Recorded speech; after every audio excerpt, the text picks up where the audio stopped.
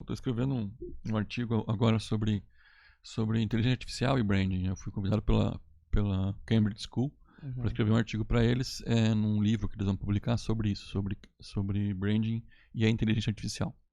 Como a inteligência artificial pode ajudar, atrapalhar e como é que ela vai funcionar nisso. E branding é muito criatividade, isso que você falou, né? Eu tenho que pensar e tal. E talvez a pior coisa para um criativo é dar uma folha branca, né? Para um pintor dar uma tela em branco, né? Porque você sair dali e fazer alguma coisa... Um parênteses, a gente conversou com o Bruno Mota, que é um comediante, e ele falou que o maior desafio do comediante, e trago isso para esse caso também, é enfrentar a folha em branco, né? Então isso é bastante difícil. Então eu estou escrevendo esse artigo e estou na metade lá e falta às vezes aquele parar e pensar para fechar o artigo. Às vezes procrastino um pouco e tal, né? Eu uso banho, geralmente. Quando eu tô trancado, assim, numa ideia, coisa parecida, vou tomar um banho. Aí, aí sai com uma ideia boa. Insight. Vai um site, que é bom pra caramba. Eu geralmente fumo um charuto. Como eu tô proibido agora pelo cardiologista, então tá difícil ser o artigo. Mas é um troço curioso, porque na realidade tu vai fazer uma atividade que seja maçante, né, no sentido de que seja mecânico, o teu cérebro ficar voando. Ele sai solto e começa a fazer, de forma inconsciente, exercícios de rede neural, né? De chegar e ficar fazendo configurações diferentes de como resolver um determinado problema. Sim. E a gente... isso é um método, né? Você chegar e fazer isso. É um método. Exato, é o teu método. Por isso que quando na minha tese de doutorado eu discuti isso, que o método é teu. E é teu. Isso. E é dele. É diferente. O método de cada um tem o seu método. Né?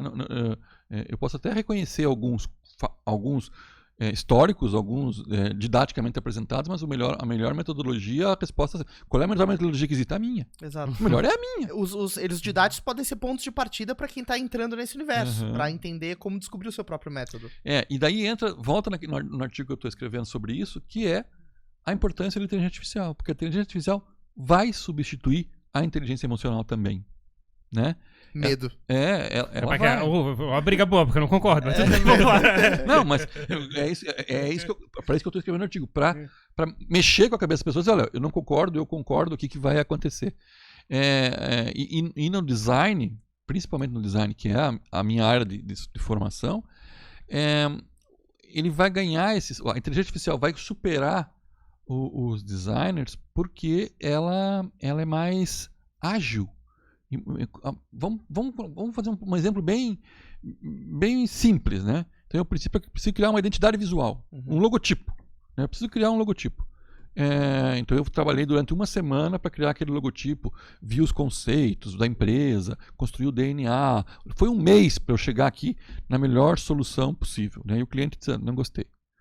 Tá? Nesse mês, pondo toda essa informação, colocando toda essa informação, quantos milhares de logotipos a inteligência artificial criou? O Canva criaria 20 mil propostas nesse um mês. E daí essas propostas vão ser...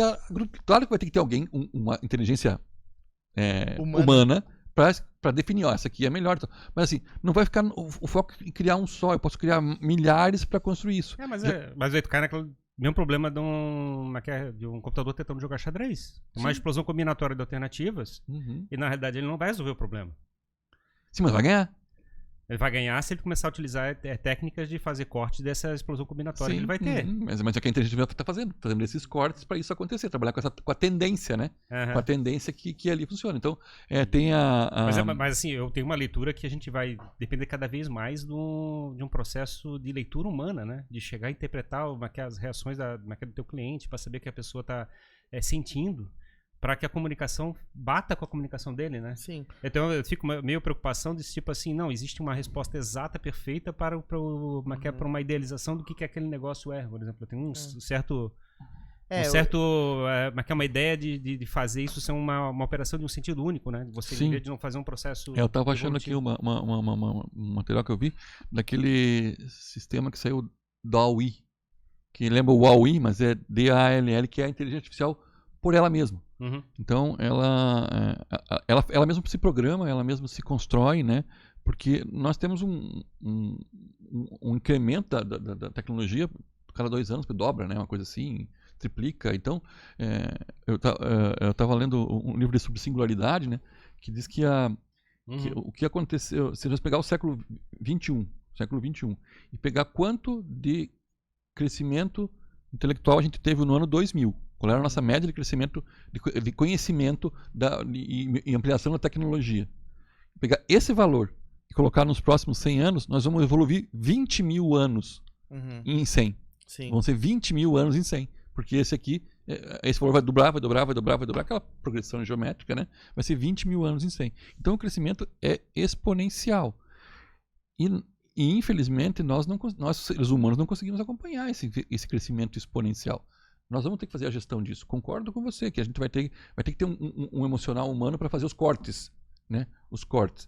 Mas as propostas, nesse exemplo simples, né? Vão ser muito mais para poder ter uma escolha melhor.